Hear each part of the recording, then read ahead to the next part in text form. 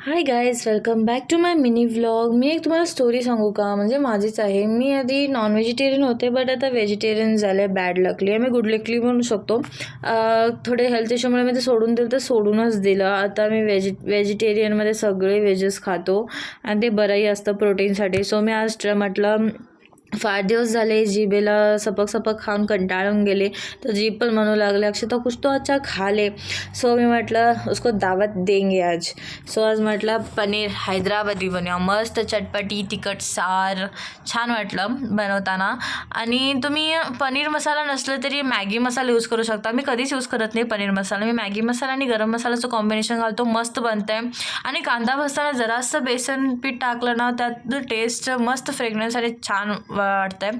हे माझं foolish work, please ignore करा. हे माझं डिश बघा, जस्ट सो एमी. खाऊन बघूया कसं झालं आहे. आता इतके दिवसांनी आज बनवलं मी काय तर चटपटा.